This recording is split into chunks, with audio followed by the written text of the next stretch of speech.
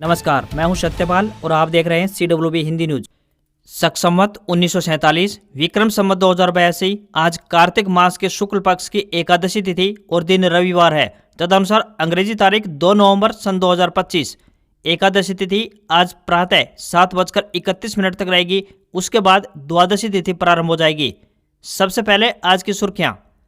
हरियाणा दिवस पर 5,22,000 महिलाओं को 2100 रुपये मिले। लाडो लक्ष्मी योजना की पहली किस्त हुई जारी। पेपरलेस रजिस्ट्री भी शुरू। पूर्व सैनिकों के लिए एक और अच्छी खबर, घर बैठे मिलेगा डाक विभाग की इस योजना का लाभ। फतेहाबाद में सांसद कुमारी शैलजा ने भाजपा को लिया आड़े हाथों। बोली, किसानों की फसलें बर्बाद हुई, मुआवजे के नाम पर सिर्फ तारीख पे तारीख दे रही है सरकार। ऐतिहासिक बदलाव, हरियाणा में 164 तरह के छोटे अपराध अब कोर्ट नहीं जाएंगे। मुकदमा खत्म हुआ, केवल जुर्माना लगेगा। हरियाणा कांग्रेस जिला अध्यक्षों का हर महीने रिव्यू होगा। बताना होगा क्या क्या किया और आगे क्या करेंगे। परफॉर्मेंस से ही प्रमोशन तय करेगी। हरियाणा में किसानों को सब्सिडी पर मिल रहा है चना, गेहूं और सरसों का बीज। इन दस्तावेजों की पड़ेगी जरूरत। 21 से 30 जनवरी के बीच होगी JEE मेन 2026 के जनवरी सेशन की परीक्षा। ऑनलाइन आवेदन के लिए विंडो हुई ओपन। हरियाणा में 2 लाख सरकारी भर्तियों को लेकर CM सैनी गंभीर। HPSC और हरियाणा SSC से पूछा रोड मैप। 1 नवंबर से नई व्यवस्था लागू। टैक्स से लेकर बैंकिंग सिस्टम तक हुआ बड़ा बदलाव। जानिए पूरी अपडेट। हरियाणा से पुरानी डीजल वाहनों की दिल्ली में नो एंट्री। 1 नवंबर से BS3 व BS4 व्हीकलों पर लगी रोक। हरियाणा में पराली जलाने पर लगेगी रोक। किसानों के बीच डीकंपोजर वेटेबल पाउडर मुफ्त बांटेगी हरियाणा सरकार। हरियाणा में OPD पर्ची लैब रिपोर्ट पर डॉक्टरों के सिग्नेचर जरूरी। हेल्थ मिनिस्टर आरती राव ने दिए निर्देश। आज से 27वें हरियाणा स्टेट गेम्स का गुरुग्राम से होने जा रहा है आगाज। मुख्यमंत्री नायब सिंह सैनी करेंगे शुभारंभ। 8 नवंबर तक चलेंगी प्रतियोगिताएं। विमेन्स वर्ल्ड कप फाइनल में आज भारत वर्सेज साउथ अफ्रीका आमने सामने होंगी। जो भी टीम जीतेगी वह पहली बार वर्ल्ड चैंपियन बनेगी। और इस हफ्ते सोना 748 रुपये सस्ता होकर 1,21,000 प्रति 10 ग्राम के स्तर पर पहुंचा। तो वही चांदी के दाम 2,092 रुपये की बढ़ोतरी हुई और भाव 1,49,000 रुपये प्रति किलो बिकी। और अब खबरें विस्तार से। हरियाणा में लगातार बढ़ रहे प्रदूषण के बीच ठंड ने दस्तक देनी शुरू कर दी है। सुबह के समय हल्की धुंध देखने को मिली है तो वहीं ठंड बढ़ने के साथ साथ प्रदूषण भी बढ़ने लगा है। इसका असर भिवानी जिले पर अधिक रहा है, जिससे भिवानी का AQI 400 से अधिक पहुंच गया। इसके अलावा फतेहाबाद का AQI 300 और सोनीपत का AQI 317 दर्ज किया गया। मौसम वैज्ञानिकों का कहना है कि नवम्बर के पहले सप्ताह में ठंड और बढ़ेगी। दिन का तापमान जो एक सप्ताह पहले 34 से 35 डिग्री सेल्सियस के आसपास चल रहा था, अब कम होने लगा है। इसके अलावा रात के तापमान में भी कमी दिखाई दी है। हरियाणा कृषि विश्वविद्यालय हिसार के मौसम विभाग के अध्यक्ष ने बताया कि 2 नवंबर तक मौसम आमतौर पर खुश्कनुमा रहेगा। इस दौरान फिर से उत्तर और पश्चिमी हवाएं हल्की गति से चलने की संभावना जताई गई है। उत्तरी हवाओं से ठंड बढ़ेगी और लोगों को प्रदूषण से भी राहत मिलती हुई दिखाई देगी।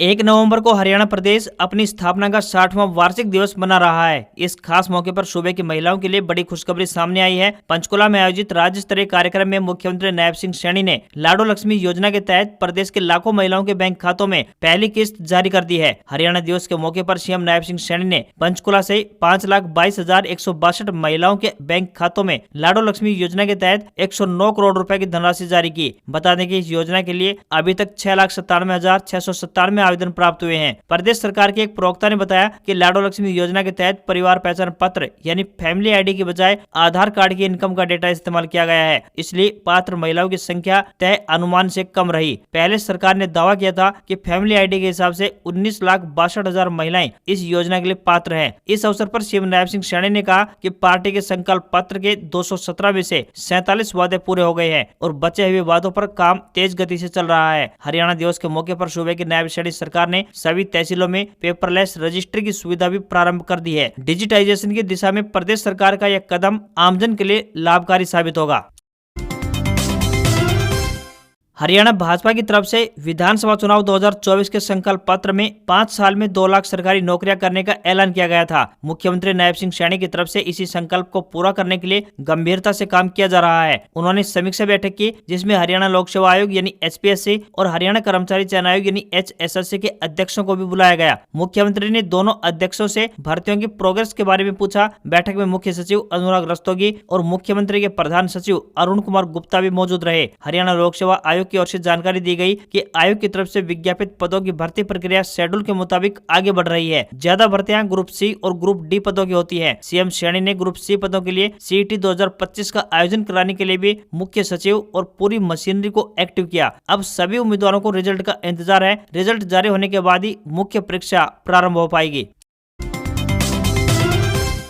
राष्ट्रीय राजधानी दिल्ली में 2 दिवसीय राष्ट्रीय किसान एफपीओ समागम का आयोजन किया गया, जिसमें केंद्रीय कृषि मंत्री शिवराज सिंह चौहान ने बतौर मुख्य अतिथि शिरकत की। इस अवसर पर उन्होंने कहा कि किसानों की आमदनी बढ़ाने, लागत घटाने और उन्हें उचित बाजार मूल्य दिलाने के उद्देश्य से देश में किसान उत्पादक संगठन यानी एफपीओ एक नई आर्थिक क्रांति की परिभाषा लिख रहा है। उन्होंने बताया कि अब तक 10,000 के आसपास एफपीओ का गठन हो चुका है, जिनमें से 50 लाख से अधिक किसान जुड़े हुए हैं और अगले चरण में 2 करोड़ किसानों को एफपीओ से जोड़ने का टारगेट रखा गया है, जिसमें 50% भागीदारी महिलाओं की होगी। उन्होंने कहा कि छोटे किसानों की आर्थिक स्थिति मजबूत करने में एफपीओ प्रभावी माध्यम बन रहे हैं। केंद्रीय मंत्री ने आग्रह करते हुए कहा कि एफपीओ को खाद बीज और कीटनाशकों के लाइसेंस अधिक संख्या में दिए जाएं, ताकि वे थोक में खरीदारी करके किसानों को सस्ती दरों पर उपलब्ध करवा सकें। इससे उत्पादन लागत में गिरावट दर्ज होगी और लाभ अधिक मिलेगा। अकेले अनाज ही नहीं बल्कि बागवानी, डेयरी, मछली पालन और प्रसंस्करण जैसी गतिविधियों को भी खेती से जोड़ा जाएगा, ताकि किसानों को अतिरिक्त कमाई होती रहे। कृषि मंत्री ने कहा कि सरकार बहुत जल्द एक नया बीज कानून भी लाने जा रही है, ताकि किसानों को उच्च गुणवत्ता वाले बीजों की उपलब्धता सुनिश्चित की जा सके। साथ ही नकली बीज और कीटनाशकों को बनाने वालों के खिलाफ सख्त एक्शन लिया जाएगा।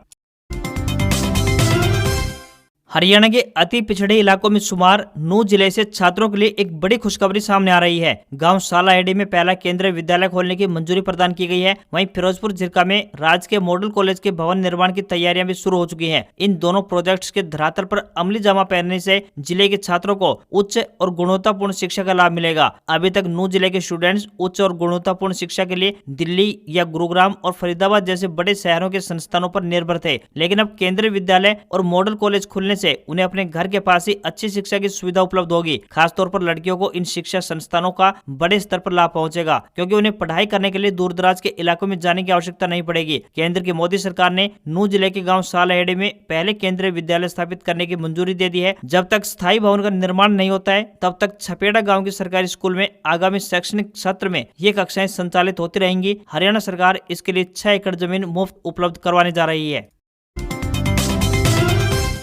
आईआईटी, एनआईटी व अन्य इंजीनियरिंग कॉलेजों में एडमिशन की कंप्यूटर आधारित जेईई मेन 2026 के जनवरी सेशन की परीक्षा 21 से 30 जनवरी के बीच आयोजित होने जा रही है। अगर आप भी इंजीनियरिंग करना चाहते हैं तो इस परीक्षा में शामिल हो सकते हैं। नेशनल टेस्टिंग एजेंसी यानी एनटी की ओर से एग्जाम के लिए ऑनलाइन माध्यम से आवेदन भरने की विंडो खोल दी गई है। इच्छुक उम्मीदवार 27 नवम्बर शाम 5 बजे तक अप्लाई कर सकते हैं। आप डेबिट, क्रेडिट या यूपीआई या नेट बैंकिंग से परीक्षा की फीस 27 नवम्बर रात 11:50 तक जमा करवा सकते हैं। शैक्षणिक सत्र 2026-27 के लिए जेईई मेन 2026 की परीक्षा 2 सेशन में जनवरी और अप्रैल में आयोजित की जाएगी। इसमें पेपर 1 से बीई और बीटेक और पेपर 2 से बैचलर ऑफ आर्किटेक्चर और बैचलर ऑफ प्लानिंग की मेरिट तैयार की जाएगी। जनवरी के पहले हफ्ते तक एग्जाम सेंटर और शहरों की जानकारी अपलोड की जाएगी। इस परीक्षा का आयोजन हिंदी और अंग्रेजी समेत 13 भारतीय भाषाओं में होगा। जेईई मेन में मुख्य परीक्षा के लिए 3 घंटे का समय दिया जाएगा। जेईई मेन 2026 सत्र की परीक्षा का रिजल्ट 12 फरवरी को जारी हो सकता है। वहीं जेईई मेन 2026 के लिए एक उम्मीदवार केवल एक ही आवेदन पत्र भर सकता है।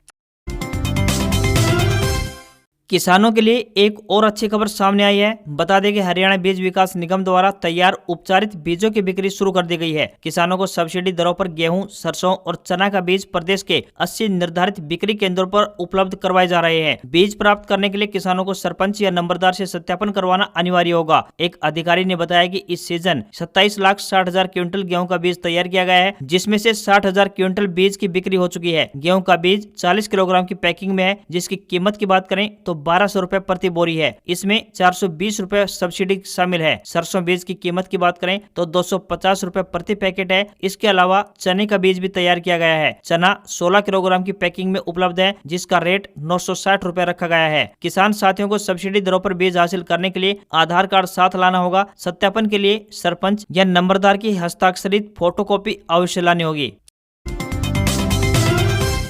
हरियाणा को आज पंजाब से अलग हुए 60 साल हो चुके हैं। 1 नवंबर 1966 को पंजाब से अलग होकर राज्य की स्थापना हुई थी। उस समय प्रदेश का अलग से गठन हुआ था, तो उस समय हर लिहाज से हरियाणा की बंजर भूमि थी। खेलों की बात करें तो मात्र 3 स्टेडियम थे, लेकिन आज हरियाणा की पहचान खेल नर्सरी के रूप में होती है और स्टेडियम का आंकड़ा बढ़कर 300 के पार पहुंच चुका है। ग्रामीण स्तर पर बनाए गए खेल स्टेडियमों की संख्या अलग से है। हरियाणा वर्तमान में खेल दुनिया का सबसे बड़ा हब बन चुका है। यहाँ पर खेल नर्सरियों की संख्या 1500 है। यहाँ पर पदक विजेता खिलाड़ियों को करोड़ों रुपए की धनराशि के साथ सरकारी नौकरी ऑफर की जा रही है। साथ ही हिंदुस्तान की आबादी में 2.1% की हिस्सेदारी रखने वाले हरियाणा की खेलों में ताकत 30% पदकों में झलकती है। एशियन गेम्स, विश्व चैंपियनशिप या फिर ओलंपिक खेलों की बात करें तो हरियाणा के खिलाड़ी सबसे ज्यादा पदक जीतते हैं। विश्व की मुक्केबाजी रैंकिंग में अलग अलग भार वर्ग में दुनिया की टॉप 10 में हरियाणा के 6 महिला मुक्केबाज शामिल हैं। विनेश फोगाट, साक्षी मलिक, बजरंग पूनिया, नीरज चोपड़ा जैसे खिलाड़ियों ने मुक्केबाजी, कुश्ती, भाला फेंक में अलग रिकॉर्ड स्थापित करते हुए हरियाणा को खेल महाशक्ति बनाया है। इसके अलावा हैंडबॉल, वॉलीबॉल, फुटबॉल में हमारे खिलाड़ी दूसरों के लिए मिसाल बने हुए हैं।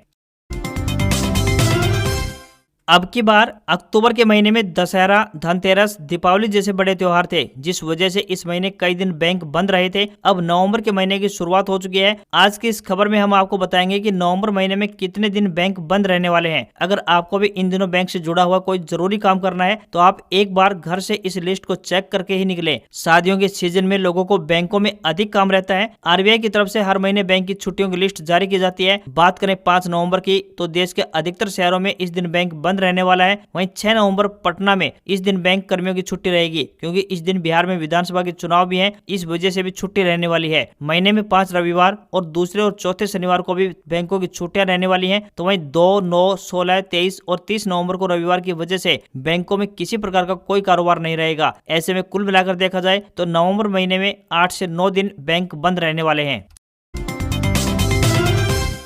लाखों पूर्व सैनिकों के लिए एक अच्छी खबर सामने आ रही है। अब इन लोगों को अपनी दवाओं के लिए स्वास्थ्य केंद्रों तक भागदौड़ करने की जरूरत नहीं पड़ेगी। डाक विभाग ने ECHS पॉलीक्लिनिक से लाभार्थियों के लिए डाक के माध्यम से घर पर ही दवाइयां भेजने की सुविधा की शुरुआत की है। इसके माध्यम से पॉलीक्लिनिक में उपलब्ध होने वाली दवा ही इस सुविधा के जरिए पूर्व सैनिक मंगवा सकते हैं। यही दवाई सिर्फ डाक द्वारा घर मंगवाई जा सकती है। इस सुविधा के तहत अब पूर्व सैनिक घर बैठे आसानी से अपनी बीमारी से संबंधित दवा मंगवा सकते हैं। इसका लाभ पूर्व सैनिकों के अलावा उनकी पत्नी और बच्चों को भी मिलेगा। इस सुविधा की शुरुआत हो चुकी है। योजना के तहत ECHS स्मार्ट कार्ड धारक पूर्व सैनिक इसका लाभ उठा सकते हैं। इस योजना का उद्देश्य उन पूर्व सैनिकों और उनके परिवारों को सुविधा देना है जो बीमारी या दूरी के कारण पॉलीक्लिनिक तक पहुंचने में असमर्थ होते हैं।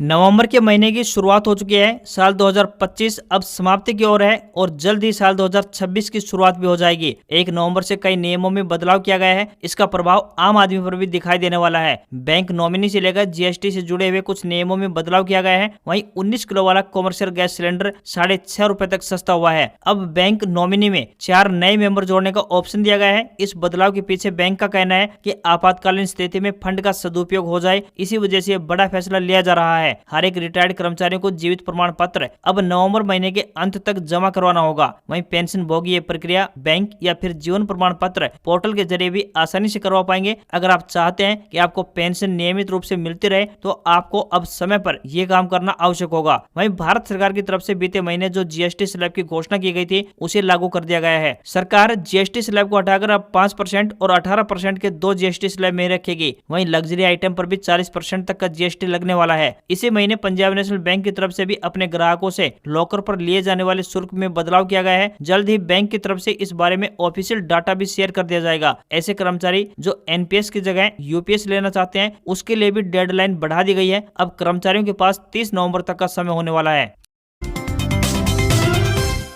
मोरारजी देसाई राष्ट्रीय योग संस्थान दिल्ली द्वारा MTS के पदों पर भर्ती के लिए आवेदन मांगे गए हैं। जो भी उम्मीदवार इन पदों पर आवेदन भेजने के इच्छुक हैं वे ऑफलाइन माध्यम से अपने आवेदन भेज सकते हैं। MTS के पदों के लिए उम्मीदवार 10वीं पास होने चाहिए अथवा किसी भी ट्रेड में ITI धारक होने चाहिए। SC, ST, दिव्यांग, भूतपूर्व सैनिक व महिला आवेदकों को शुल्क भुगतान में छूट रहेगी। न्यूनतम आयु 18 वर्ष और अधिकतम आयु 25 वर्ष तय की गई है। आवेदन करने की अंतिम तिथि की बात करें तो 8 दिसंबर है। सैलरी 18,000 रुपए से लेकर 56,900 रुपए पर मंथ मिलेगी। हरियाणा की नायब सैनी सरकार ने पराली प्रबंधन की दिशा में एक और बड़ा कदम उठाते हुए किसानों को राहत पहुंचाने का काम किया है। कृषि मंत्री श्याम सिंह राणा की अध्यक्षता में चंडीगढ़ में हुई हाई पावर परचेज कमेटी की बैठक में पूसा डीकम्पोजर वेटेबल पाउडर के 75,000 पैकेट की खरीद को मंजूरी प्रदान की गई है। इस बैठक में कृषि विभाग के कई सीनियर अधिकारी भी उपस्थित रहे। कृषि मंत्री श्याम सिंह राणा ने बताया कि इन पैकेटों को किसानों के बीच मुफ्त यानी फ्री में वितरित किया जाएगा, जिससे प्रदेश के 75,000 एकड़ धान क्षेत्र में फसल अवशेषों का प्रभावी प्रबंधन किया जा सकेगा। इस कदम से पराली जलाने की घटनाओं में गिरावट दर्ज होगी। उन्होंने बताया कि यदि पराली जलाने पर रोक लगेगी तो इससे भूमि की उपजाऊ शक्ति बढ़ेगी, साथ ही मिट्टी की संरचना सुधरने से रासायनिक उर्वरकों पर भी निर्भरता घटेगी। कैबिनेट मंत्री श्याम सिंह राणा ने बताया कि यह डीकम्पोजर पाउडर पराली, सब्जियों के अवशेष और अन्य कृषि कचरे को कुछ ही दिनों में विघटित करके खाद में बदल देता है। इससे मिट्टी में जैविक कार्बन की मात्रा बढ़ती है और वह अधिक उर्वरा बनती है। ये पाउडर एक प्लांट प्रोटेक्शन एजेंट की तरह काम करता है, जो मिट्टी में मौजूद फफूंद जनित रोगों और कीटों को कंट्रोल करने में मददगार साबित होता है। उन्होंने बताया कि फिलहाल इस तकनीक को प्रदर्शन के तौर पर उपयोग किया जा रहा है। इसके रिजल्ट का मूल्यांकन करने के बाद अगले साल से इसे पूरे राज्य में बड़े स्तर पर लागू किया जाएगा। हरियाणा की स्वास्थ्य मंत्री आरती सिंह राव ने सरकारी अस्पतालों की व्यवस्था को सुधारने के लिए एक नई पहल की शुरुआत की है। उन्होंने अब सरकारी अस्पतालों में कार्यरत सभी डॉक्टरों को ओपीडी की पर्चियों, लैब रिपोर्टों पर डॉक्टर की मोहर के साथ अपने हस्ताक्षर करने और सभी प्रिस्क्रिप्शन में जेनेरिक दवाइयों के नाम बड़े व स्पष्ट अक्षरों में लिखने के निर्देश जारी किए हैं। इतना ही नहीं, लैब रिपोर्टों पर अब डॉक्टर का नाम, पद और रजिस्ट्रेशन नंबर लिखना भी अनिवार्य कर दिया है। स्वास्थ्य मंत्री ने यह आदेश सभी सरकारी अस्पतालों में तत्काल प्रभाव से लागू करने के आदेश दिए हैं। आदेश का उल्लंघन करने पर नियमानुसार कार्रवाई की चेतावनी भी दी गई है। प्रदेश के सभी सीएमओ को लिखे पत्र में स्वास्थ्य मंत्री ने स्पष्ट निर्देश दिया है कि इससे न केवल सरकारी अस्पतालों की स्वास्थ्य सेवाओं में पारदर्शिता आएगी, बल्कि मरीजों का भी हित होगा। सिरसा सांसद कुमारी शैलजा ने किसानों को अभी तक मुआवजा नहीं मिलने पर प्रदेश सरकार को घेरा है। कुमारी शैलजा ने कहा कि रोहतक, भिवानी, हिसार और फतेहाबाद जिलों में जल भराव के कारण किसानों की फसलें बर्बाद हो चुकी हैं, मगर राज्य सरकार अब तक न तो गिरदावरी पूरी कर पाई है और न ही किसानों को उचित मुआवजा देने की दिशा में कोई ठोस कदम उठाए हैं। मुआवजा के नाम पर सरकार किसानों को तारीख पर तारीख दे रही है। कुमारी शैलजा ने कहा कि हाल ही में प्रकाशित समाचार के अनुसार 4 जिलों में 50,000 एकड़ से अधिक भूमि में अभी भी 2 से 3 फीट तक पानी भरा हुआ है। खेतों में खड़ी फसलें सड़ चुकी हैं और रबी की बुआई पर भी संकट के बादल खड़े हो गए हैं, जिससे किसानों को भारी आर्थिक नुकसान झेलना पड़ रहा है। कुमारी शैलजा ने कहा कि सरकार से तत्काल विशेष गिरदावरी करवाकर सभी प्रभावित किसानों को उचित मुआवजा देने की मांग है। सांसद ने कहा है कि जल निकासी के लिए पंप सेट और मशीनें मुहैया करवाने तथा रबी सीजन की बुआई के लिए राहत पैकेज जारी करना चाहिए। कुमारी शैलजा ने कहा कि किसानों को मुआवजे के लिए इधर उधर भटकाने की बजाय सरकार को स्वयं गाँव-गाँव जाकर नुकसान का आकलन अवश्य करना चाहिए और तुरंत प्रभाव से राहत पहुँचानी चाहिए। आज खबरों में बस इतना ही। देखते रहिए आपका अपना हरियाणा का सबसे बेहतरीन news channel CWB Hindi news. नमस्कार। इसी आशा के साथ आपका दिन शुभ रहे। सुबह सवेरे हरियाणा की ताजा तरीन खबरों को देखने के लिए चैनल को सब्सक्राइब और बेल नोटिफिकेशन को ऑन करना ना भूलें। नमस्कार।